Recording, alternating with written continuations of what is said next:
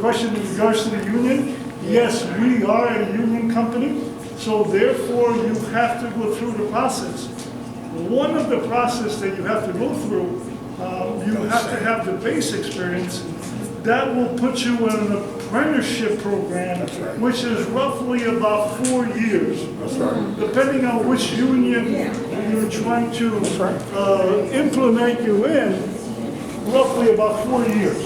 Okay. Now, I think there was another question. You said, why is there union? Well, this is federal money. Federal money has what they call a prevailing wage. A prevailing wage is pretty much guided by the local unions. These wages are substantial. Certainly. But you need to be qualified. We cannot hire people that are not qualified. You don't need to be qualified for an apprentice. You don't have to be qualified to be an apprentice. I see kids, hold on, come on. I see kids come on, now you're not talking to a fool. I see kids all the time on these job sites, and they're fresh out of high school, but their dad is the foreman, or their uncle is the superintendent. So that's not the truth. There's some social capital involved in there that people in this community don't have. And what we're asking for is a little bit of social capital, so that whenever we do send, whenever we are down there qualified to pass the drug test, can read, write, graduate high school, all of that we get the same opportunities as Mark, the son of the foreman. You know what I'm saying? So I'm not trying to come down on you, but I want you to make sure that you explain that, and I want you to try to implement a plan so that can happen in this community. That's all. That's all we're asking for. Okay, and the answer is, we have done that. We have been working, and they can attest to this, in the city of Cleveland for quite a few years. We have worked in many of the neighborhoods just like this one. That's right. And we always have met the quota for the requirement. Hold on. And like I said, we always meet or exceed, and we're always putting new people to work. And a lot of times people from the neighborhood. Now, again, you have to have the basic skills to start out with. You keep saying that for a minute. Hold on for a second. One second. You keep saying that you have to have the basic skills to work for your services, right? Right. Are you saying that, like, there are not many African Americans with skillships of masonry, plumbing, whatever it is that you need concerning your business? Are you saying that?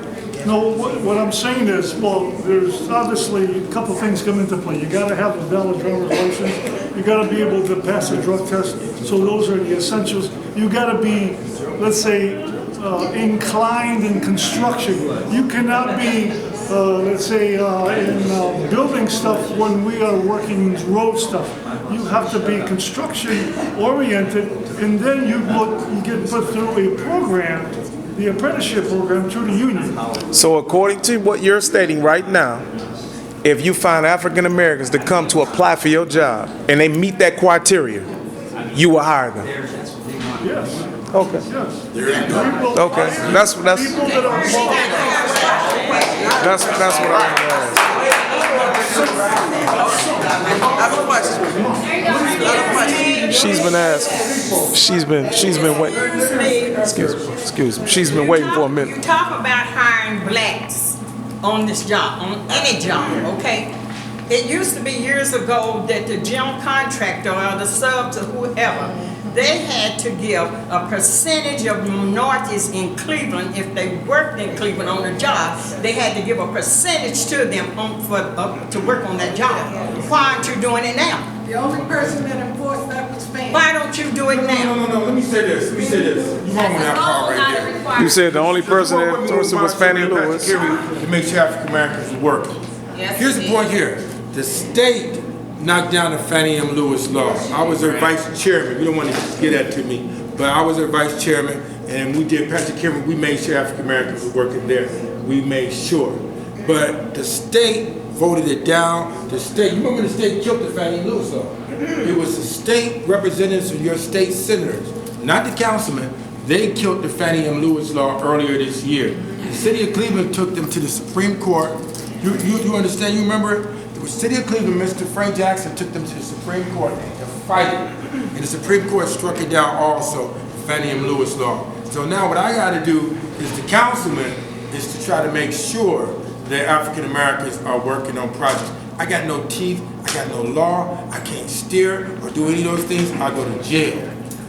The state reps and state senators. We gotta go down there and talk with the state. When we have things, let me say this, when we have things like stand your ground and stuff like that, a lot of times when I drop flyers off to people that come down there with me, guess who go down there with me? You? Got it. I've been there. It's me. I'm not gonna lie. Do it by myself. We don't know about it. But I drop the flyers to let people know. And nobody goes with me. I go by myself. I'm serious. It's just me. They can still commit to those. But they don't have to if it's not by law. But when you making law, when he writes legislature and he says, I need y'all back, and y'all don't give him y'all back, then you blame him for the law not passing. So I do have a question for That's Mr. not- Vander. Let's get a commitment whether it's a Right. They got 30%. You Yeah. said 30%. Did you say 30%? 30% white, 70% black? You said 30. 30% black? You say what? I wanted a commitment from the contractor for the 30%. Come on.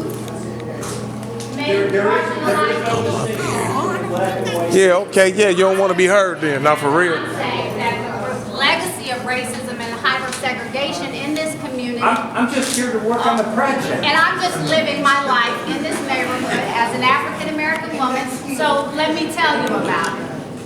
Let me tell you about it. I need you guys. You're not powerless. You're not. What does your equity scorecard look like at the city in the department that you run? I don't want to hear that Daryl's the only black employee in your department. You know, what's your equity scorecard look like? All of that is important. All of that is important. I have 2 out of 10 that are black. It's all about that. Yeah, but that law was struck down by the state and the governor signed it. And your state reps and state senators, not the councilman, state reps and state senators. Who do we talk to, Upchurch? You got to reach out to Terrence Upchurch and Sandra Williams. Is that Williams? Yes. Sandra Williams and Terrence Upchurch. Upchurch's office. We called, Major here. So we called Upchurch's office and told him, you're on your way out. You just got there, you're on your way out. You voted for this, you're on your way out. Yeah, he voted for it, and that's state supersedes city council. They do. Mr. Vander. We never ever got to the projects also.